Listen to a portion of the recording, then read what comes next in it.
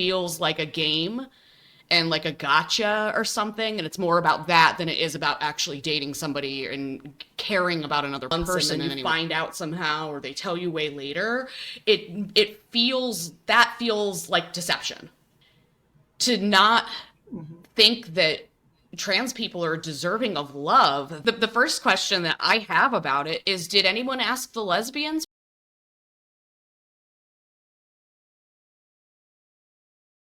Hello, Vicky. How are you doing today?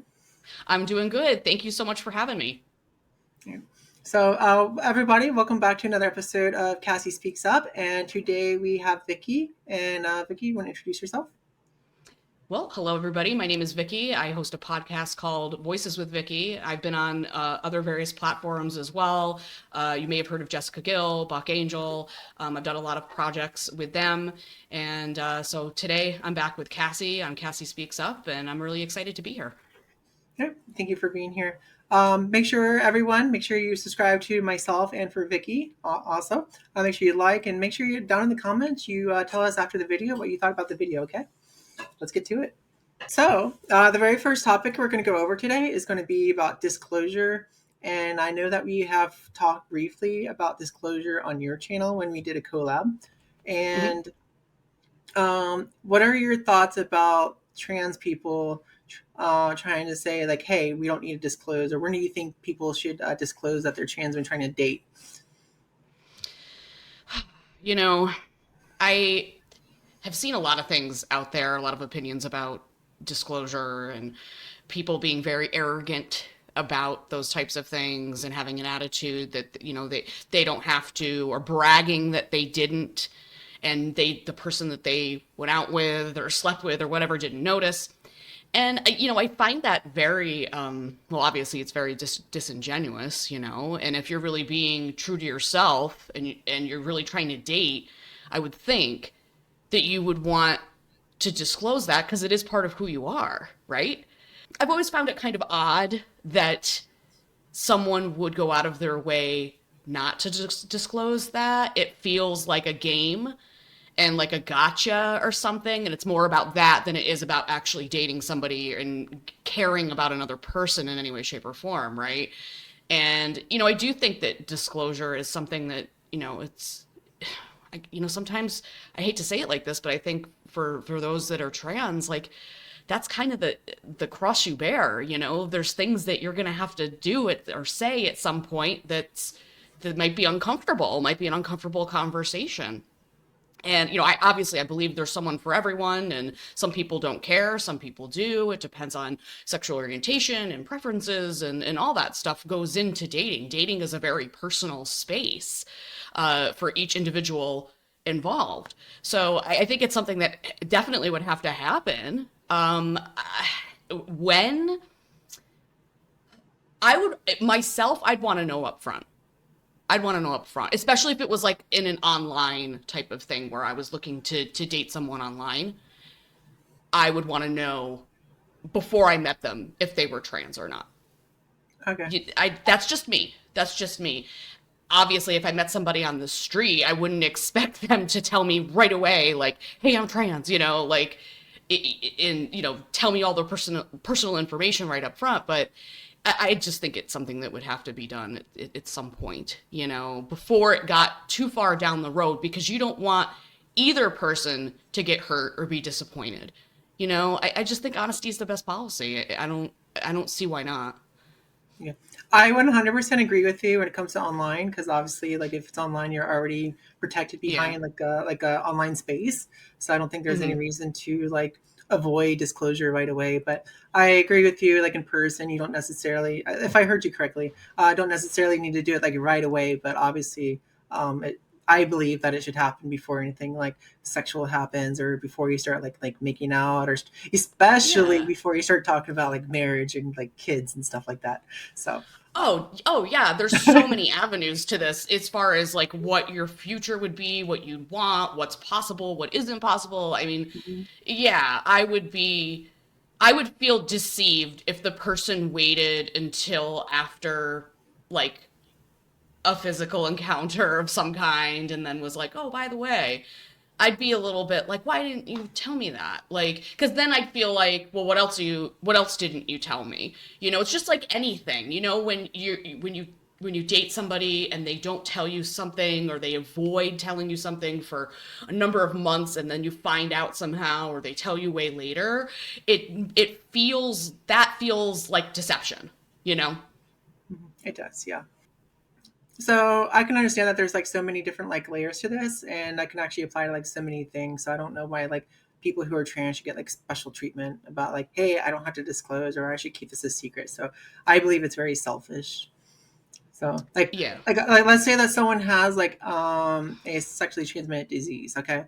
I Hmm. would not expect them to come to me and tell me on the first date, but I obviously expect them to tell me before like I like did anything with them, before like I like kissed them, before I had sex with them or anything like that. So I don't know why like trans people should get like a pass on that. Yeah, I think it comes from this idea of, I don't know, it's weird because I always thought that the school of thought was like, obviously people who transition, they want to pass to be the opposite sex that they were born as, right? But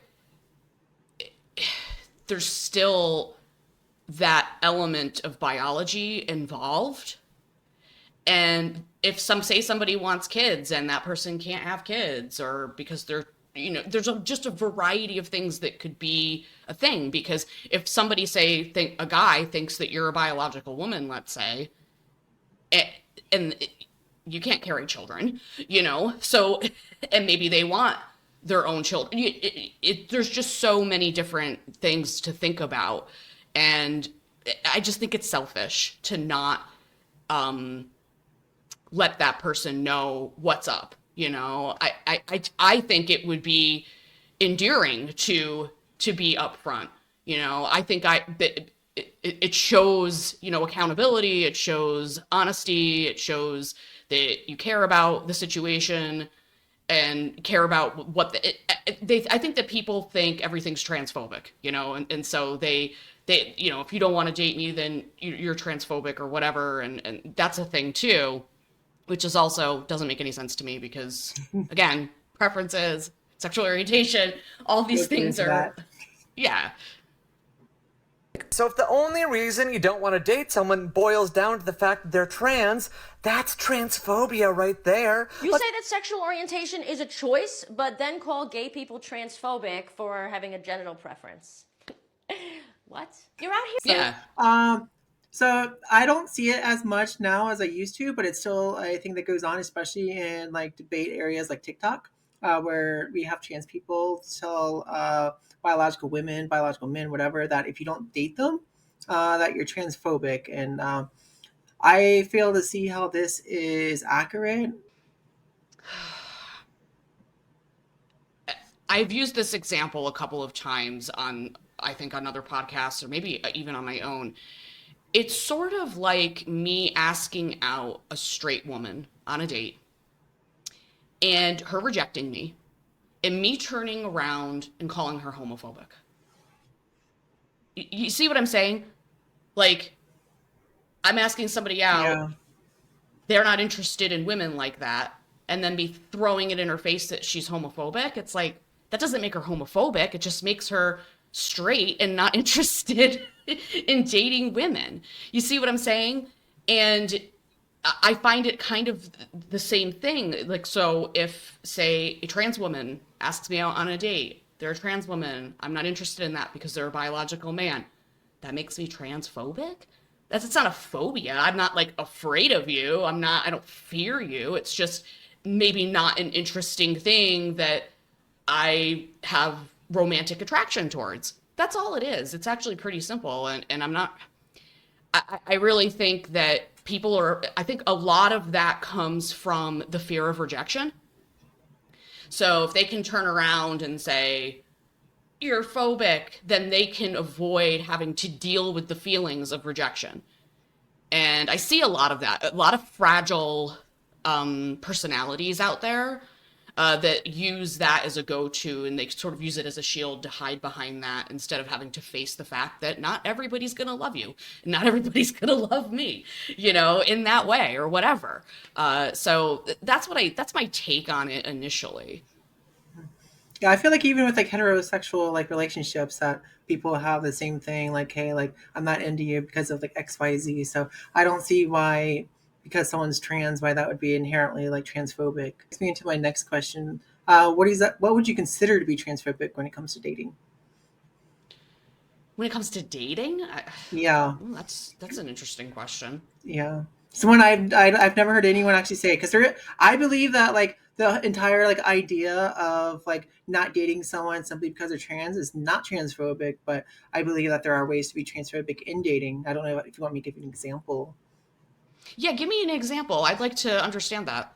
So let's say that I go to some guy, okay, and I disclose that I'm trans, okay, and he's like, "Oh, I'm not into that." That right there is not transphobic, but I think beyond that, be like, I think that all of y'all trans people should never have anyone love you, whatever. I think that would be cross the line into like transphobia. Oh, that's just mean and Yeah, I hateful know it's just and mean, but other rude. than that, I don't see how it's transphobic. So Yeah, yeah. yeah. I mean, to not Mhm. think that trans people are deserving of love, that's just a Yeah. ridiculous. We're all human beings. Like, let's start there, right? So that's just a strange. If a person were to say something like that, I'm sure they're saying it a lot about a lot of different people. To be honest, they're having a problem with a lot of things if Yeah. they were to say something that ridiculous. But I don't know that I've heard anyone ever that I know say something that outrageous. I've had some people say it to me, usually online because they can hide behind stuff. I've never had someone like that I've approached like in person say it to me, but online I've actually had people say that to me Wow. personally. But I just That for that I just have to have tough skin and be like, hey, that's a them problem, not a me problem. Yeah. And it feels like they're almost trying to poke you on purpose. Like Yeah. that they're just trying to get to you because of something that they don't understand or they don't like. That's to me more indicative of a phobia, where you actually start to almost see a fear in a person to kind of blanket statement something like that. Yeah. Would you date a trans woman as a lesbian? Yeah, With a yeah. Parts, not parts. that would be more pansexual for me. Okay, For me, would you be more pansexual then? I guess so. It's mean, all what- just like it all kind of melds together, it seems. For some people, but for me, no. I mean, I would not want anything melding inside of me, if you know what I mean. So the next part I want to go into is about part preferences. Some people say that people have a sexual attraction to parts, which they like claim is not valid. And some people say, "Oh, I'm a lesbian to a trans person because I'm attracted to like their gender." At the end of the day, a trans woman is a biological man, right?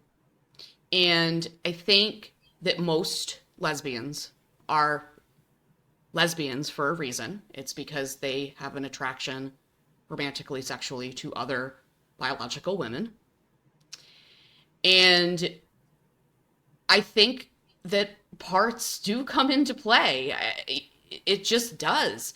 And there's things about trans women that I think some people can detect when something's a little different or maybe, not female. I'm trying to not say this in like a bitchy way, but there's a reason that people feel the way they feel, and technically if I think that if I think technically if you're a lesbian and you date a trans woman, it kind of makes you bi in a sense, I can understand that.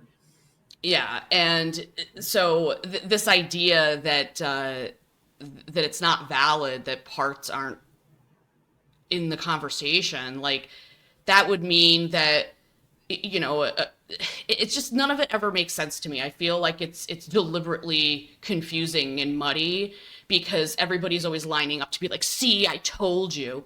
But it's like it's sort of erasing gay and lesbian people in a way and saying that sexuality in sexual orientation doesn't even matter. But it's like, no, but it does. It always did.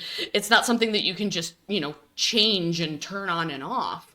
So I think people get offended, when they're pushed too hard on something like that, because sometimes people just have boundaries, or they have preferences, or there's things that you like and you don't like. So I find it difficult when people try to push a specific narrative and make it everybody's narrative. Sure, there might be an exception to the rule, but I think there's a rule and the boundary. Lesbians don't date men. That's very And I true. know that sounds harsh for some trans women who are not, I guess, not secure with themselves, but that's just the truth. I I'm gay. I don't date men. And even though the person might present feminine, past a certain point, I'm gonna be like, and that's not fair to the trans woman either. That's not fair. Why would they want that? Why would they want to force another person to be attracted to them when they're not? Like, when there's Yeah, plenty of absolutely. fish in the sea, so to speak. Like, Yeah. it just doesn't make sense. I could never be in a relationship where I felt like or knew or had a suspicion the other person was there simply because they were afraid of being transphobic or because like they were like forced into it or something like that. Right. And I think that that's really reasonable, Hmm. Yeah. I wouldn't want to be with somebody that I thought wasn't actually attracted to me and they were just going along with some virtue signaling or activist speak because they're afraid of being called something that they don't want to be called, or whatever. Like, that's just ridiculous. And when you think about it, it's quite shallow. Like, I want somebody to be able to be really upfront with me, even if it's not something I want to hear necessarily when in that dating space. So I would want that person to have an opportunity to move on to somebody that can give them everything that they want. And I would want that for myself too. And if that makes me selfish, well, I guess too bad. I don't think it's selfish at all. I think that everybody has a list of things that they want and they don't want out of life. We have one life to live, right? Hmm. So why would you want to waste your time going after people that aren't interested? True. When you can find ones that are, because there's plenty that are. I know this. This community is small, but it's not that small. Yeah, and there's a lot of people that are always in like in the DMs or their whatever their private messages, and honestly, most of them are like what would be considered like chasers. But so there's people Yeah. out there that are interested, and they're actually not like trying to like fetishize trans people. They're actually like genuinely like attracted to them, but not just because they are trans. So they are out Right. there. Yeah. So another thing I wanted to go over is like I don't know about you, but let's say like for me, if I had like a potential partner, I would feel so much better and more relaxed if I talked to them and made sure that like hey, they don't have an issue with me, like or they know everything. I wouldn't have to be like always like constantly be like, hey, do they know this about me or whatever? So Yeah. it's really nice to get that up front. And honestly, I think that could be if it works out, it actually could make the relationship stronger if it does happen. Yeah. No, I think and yeah, you could sort of almost bond over certain things like that. And or it's really up to the two people involved in the situation, what they prefer, what they like. And I Hmm. think it's very healthy to have open conversations about, I mean, that's a big, like your transition, for example, that's a big deal. That was a big part of something that you went through and maybe are still going through on some level, that you're going to want to be able to talk to your partner about that. You're going to want to have those, that's an intimate conversation to Hmm. have. So of course you're going to want somebody that's totally open to it and doesn't care, about that. And you're not going to want to force somebody to care about it either. Um, and this is why I like you, is because you are a reasonable person. You're not somebody that's going that this isn't activism for you. This was your decision that you felt you needed to make.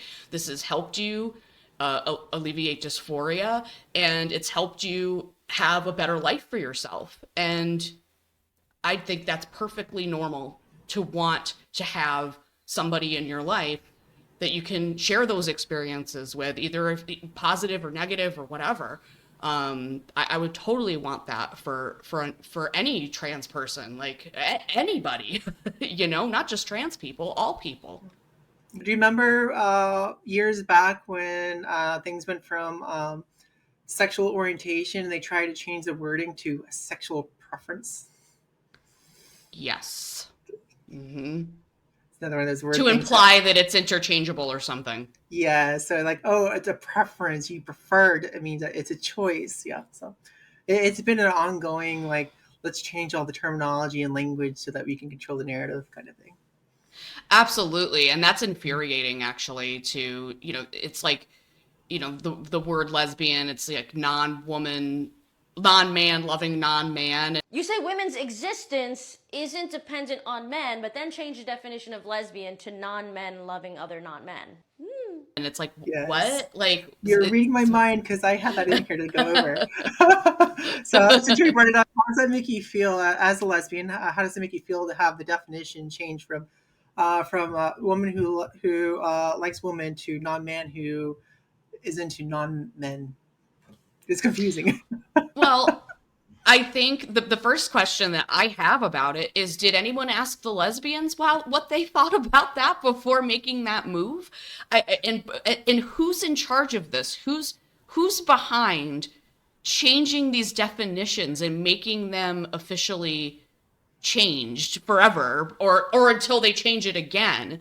And what's the point of having definitions then? What's the point of even having words if we're just going to be constantly moving the goalpost and switching things around? It feels like manipulation. Honestly, it feels very manipulative, uh, in a way to justify someone's selfish needs. And I don't, that it's kind of offensive actually when I stop and think about it. I mean, they're not going to change my mind just because they changed the definition. How's They haven't that? changed my mind. They have not changed my mind either. I might be a little bit more on the liberal side of like the definition spectrum when it comes to like that. Because for me personally, I'm just like, if y'all love each other, y'all define it however you want privately, but just don't tell the Right. rest of the world that like, hey, like you're wrong and try to change everything. So Right. yeah. Again, another reasonable take. Yeah, so I don't know, but I really love your comment about who asked the lesbians. I think that could be its own video. Yeah. No, I don't think anyone ever did ask us what we Hmm. thought. They just went ahead Yeah. and did it. Hmm. But I do think that there were people out there either calling themselves lesbians or maybe they were actual lesbians, I don't really know, that went along with this narrative because, again, they're afraid of being called transphobic. And I mean, that ship sailed for me a long time ago. I mean, you can say whatever the hell you want about me. I know who I am. I know how I treat people in this world, and I know what's right and what's wrong. And so people can throw name calling out all day. And I think it's low level, anyways, to just jump to things like that and starting with the name calling when you don't even really know a person. Yeah. I think it's a leftist kind of idea, you know. If you're not lockstep with everything this movement is doing, there's something wrong with you. And you know, I don't agree with that. People are nuanced. People have different feelings about things and thoughts.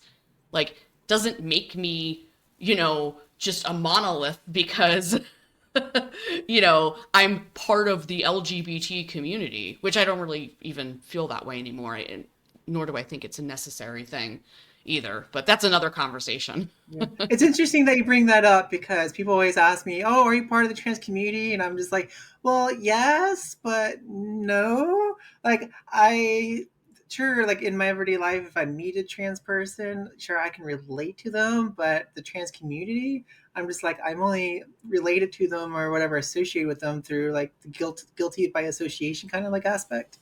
Yeah, well, the way Yeah. I try to something I'm Yeah. trying to say more now Mhm. is that we're part of the demographic.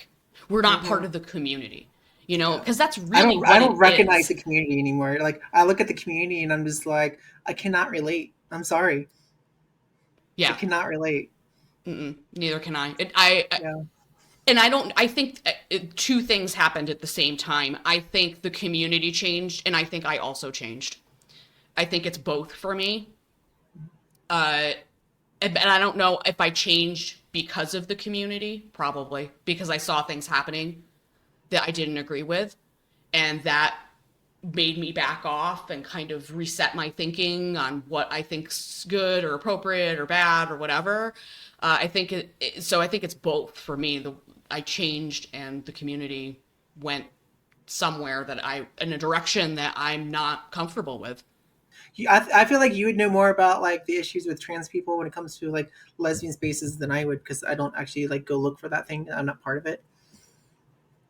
Well, it's interesting because I think that a lot of this conversation takes place online. And then people go and they walk through the world and they think that the real world is the online world.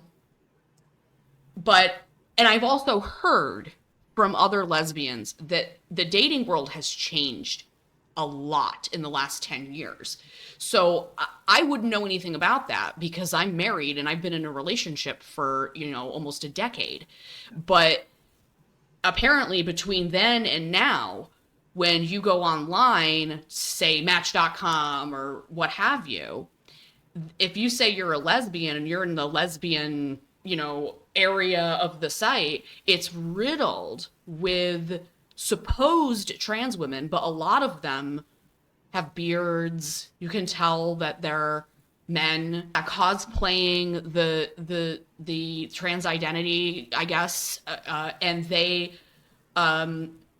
your inbox is going off with people like that, and you can't even sift through to find where the actual lesbians even are because it's that infiltrated.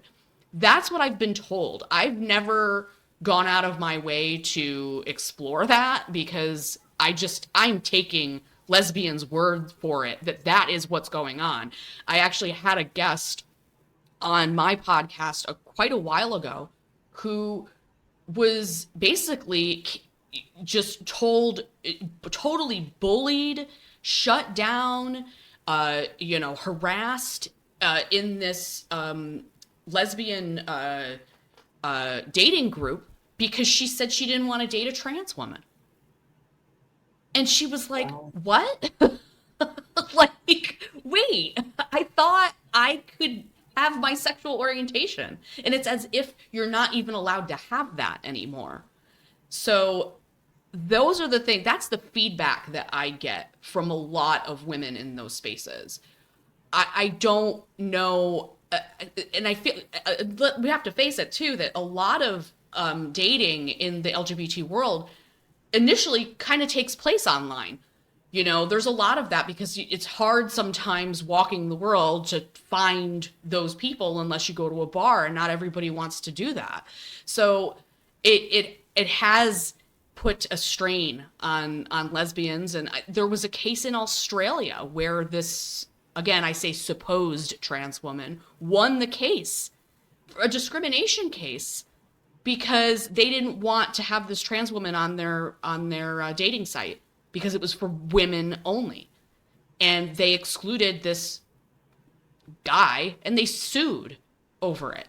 And it's like, when are we gonna be practical about this, okay? Because we all know, I was saying earlier, we know that most lesbians date other lesbians or bisexual women, at the least, but they're women. Bona fide biological women. And just saying that out loud is somehow mean or transphobic. And people aren't putting up with that anymore. They're pushing back. They're saying no. They're saying, this is what I want. And maybe that's not what you want, but you're going to have to find that someplace else. And they're putting their foot down, and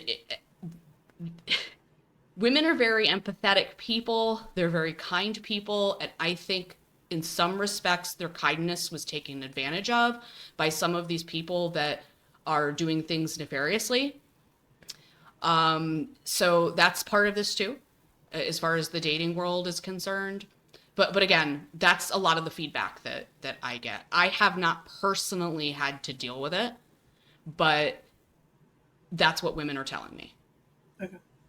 The next topic is actually going to be about pride in schools. Did you see the article about Utah?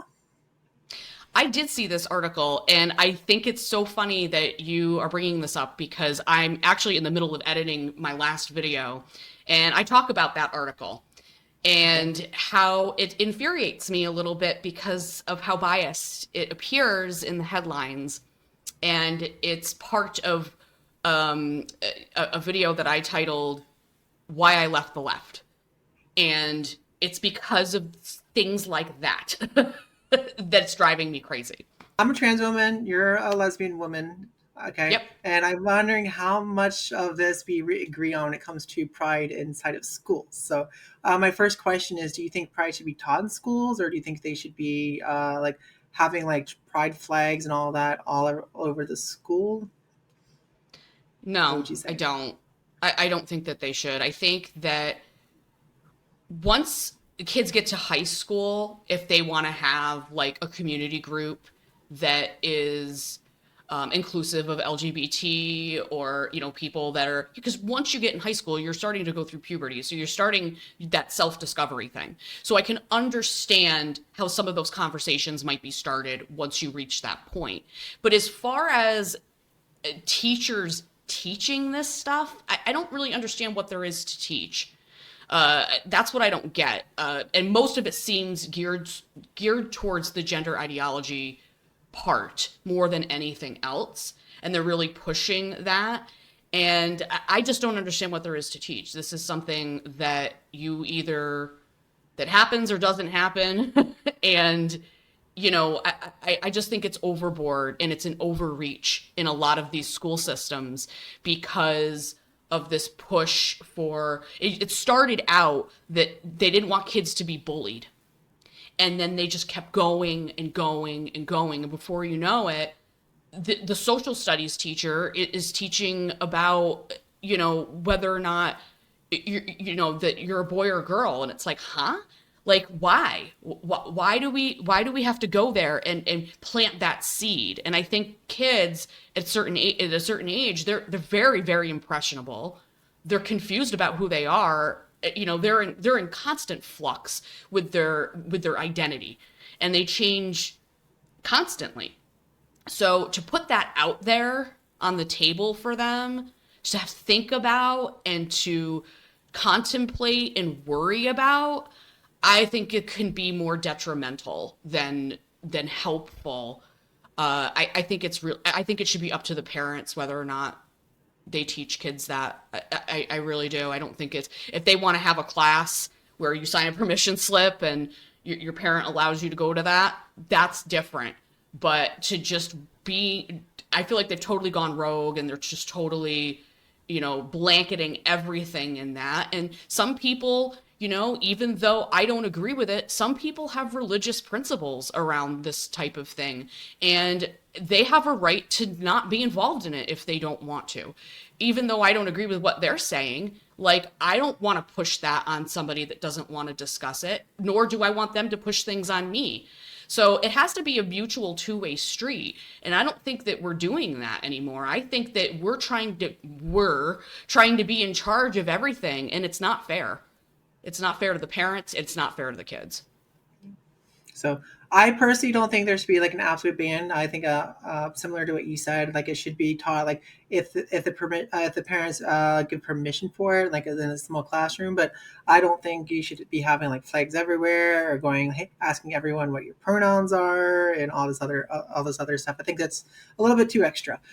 One problem that I have, especially in online forums, is that whenever I disclose, let's say like I'm on TikTok for like a debate or something like that, or I'm in a Facebook group and there's like something going on, and I disclose that I'm trans, people always assume that I must be liberal. Do you have the same problem Mm, being a lesbian? People assuming what you're for, what you're not for, who you voted for, just because you stated that you're a lesbian. yes. Uh, it's funny. I because this past election cycle, I saw a lot of that because of all the Trump stuff, you know? And somebody said to me they assumed that because I'm a woman and because I'm gay, that I was automatically voting for Kamala Harris. And I was like, no, actually, I don't like her stances on some of these subjects, and I don't like this and this or whatever, you know? And the shock and appall and the total, like, it's like they couldn't believe it that I wasn't excited about her running. They couldn't believe it. You're like, It shattered their world. And I was already way down past the point, I think, of caring anymore about what people thought, because I had already, quote unquote, left the left and became an independent. And so for me, I'm like, why are people still so shocked? But yeah, it's a thing. And someone actually said to me, oh, well, I feel sorry for you. I had somebody say, I'm really disappointed that you feel that way.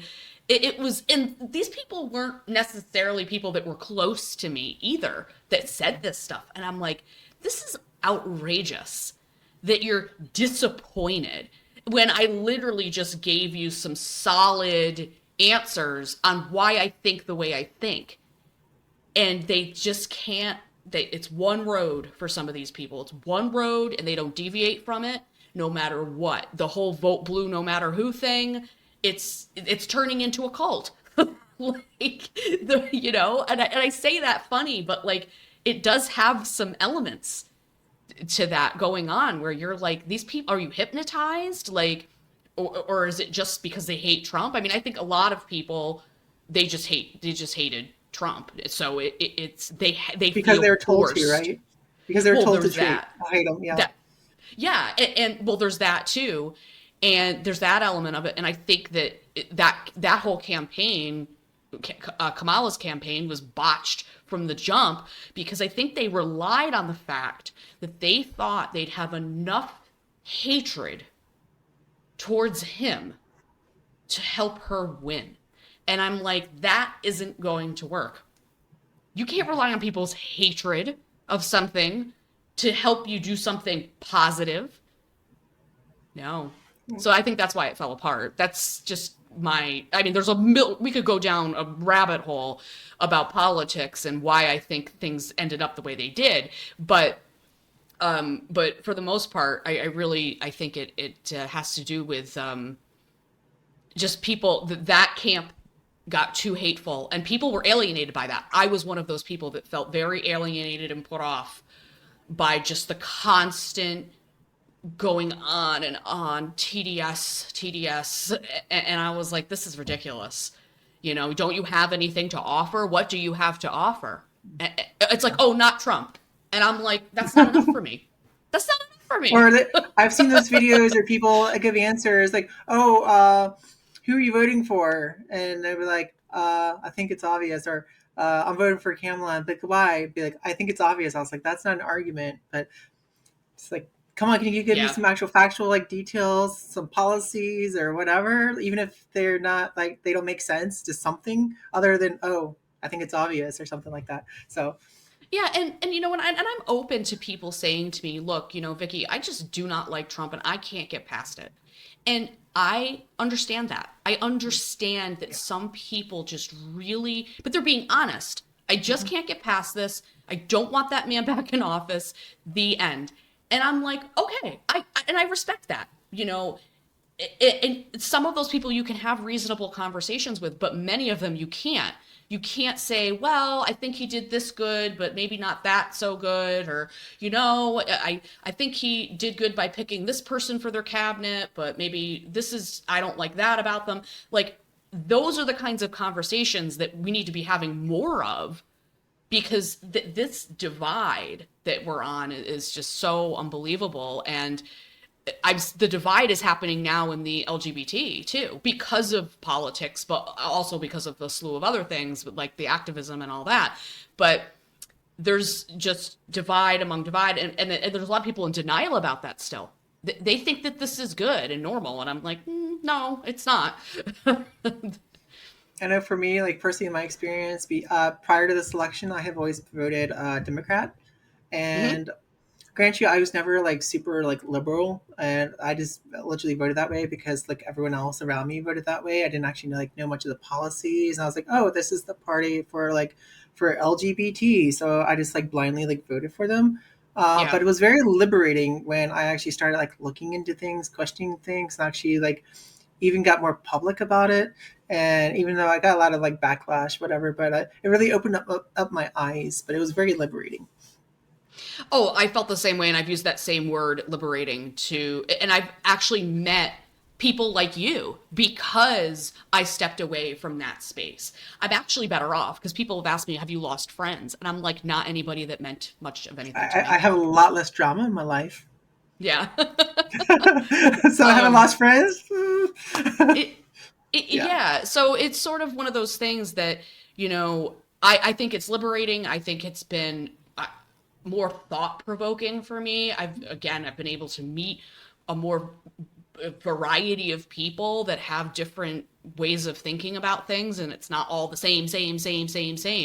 I think for myself, I had a blind loyalty to the whole same-sex marriage thing because that was such a big deal when it happened, and like I was on some level involved in that and in that process, and the the hope of having that type of change in this nation. It meant a lot that I continued to vote completely Democrat all the time because I felt they were the only ones that would ever step up for me to protect it if it was on the chopping block. But then when we introduced all of those other things that came into play with LGBT, like the trans kids stuff and the trans women and women's sports thing, and the stuff with the schools and the drag queens and that's when I said, well, hold on, like I'm gonna put that over here, the whole same-sex marriage thing. Like, yes, I'm gonna stand up for that, and if anything ever happened to it, I'd be the first one there to say, hey, you're taking this shit too far. But I'm also can have, two things can be true at once. I Mhm. can disagree with half the crap that's going on and still be somebody that stands by same-sex marriage. There's very different things going on here. Same-sex marriage and transing a child are very different Very conversations. different. So, we can't. I'm not just gonna go along with all this other stuff because I'm afraid that it's someday the Supreme Court might undo same-sex marriage. It's like, yes, it's important to me. Yes, I want to keep it the way it is. No, I don't want it taken away. But I also don't want things to happen to children that shouldn't be happening. And those things are the priority right now. The last overreaching thing I want to go over is there is a general theme that I've noticed been going on for the last like 5 years, 6 years, is that all the language changes, all these things like, oh, if you have any issue with us, you're this phobic or whatever, or you're this ism or whatever.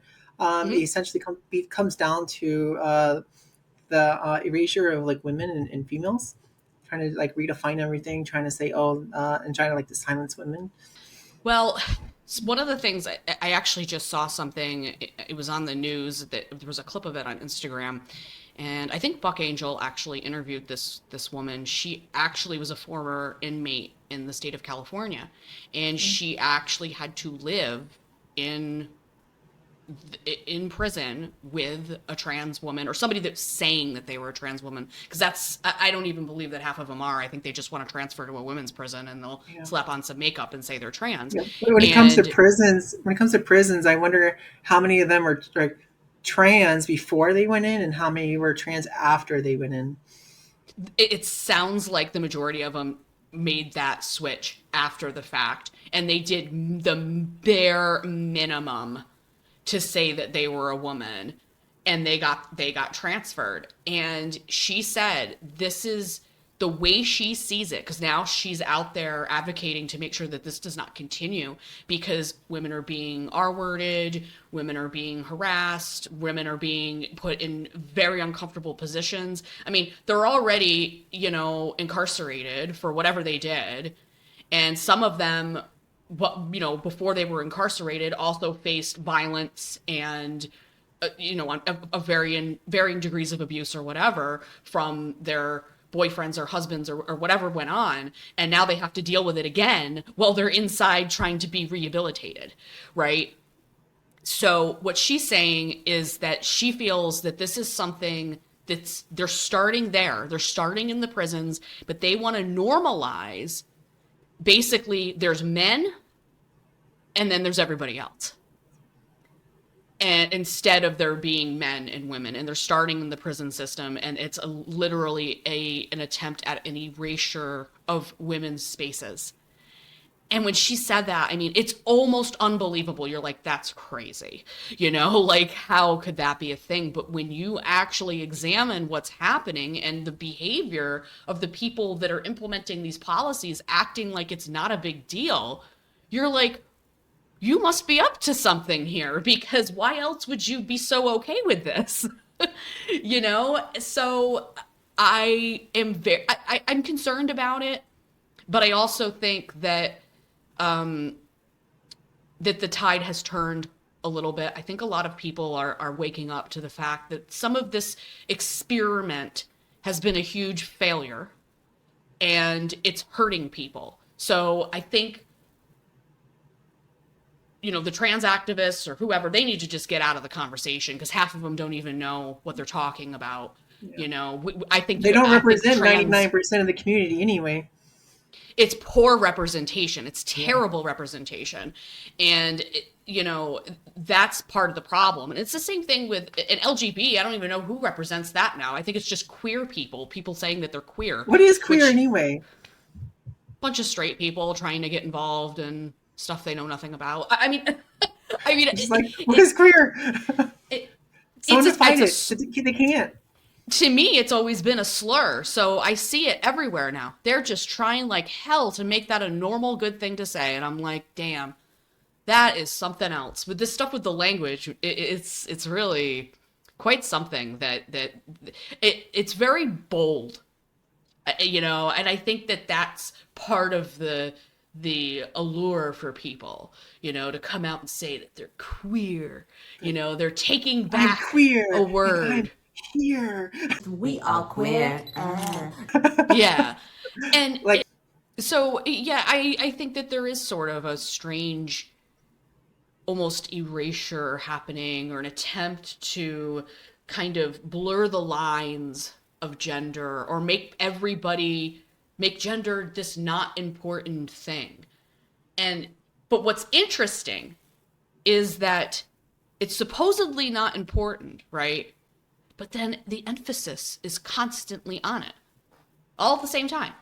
Oh, gender's not important. It's people are fluid, la la la. But then that's all they talk about. And then if you misgender somebody, it's the end of the world. It's violence.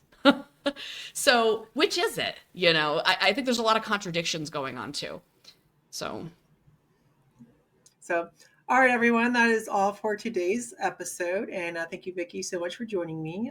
Once again, can you tell people where they can find you? So I'm mainly on YouTube, Voices with Vicki. I also have an Instagram and an X. And so you can get in touch with me on any of those platforms. And I hope I can get you guys to come over and take a look at the content, and hopefully you subscribe. So, and once again, just a reminder, if you like this content, please subscribe to me and Vicki. Please like the video. Please comment down below what you thought, any ideas, if we should do some follow-up. And once again, thanks for another episode of Cassie Speaks Up, and have a good one. Bye. Bye.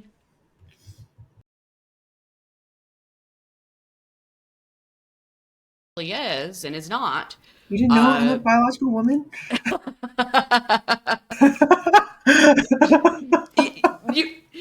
I'm joking, by the way. You know what I mean, right? And I know exactly what you mean. You're pulling my chain.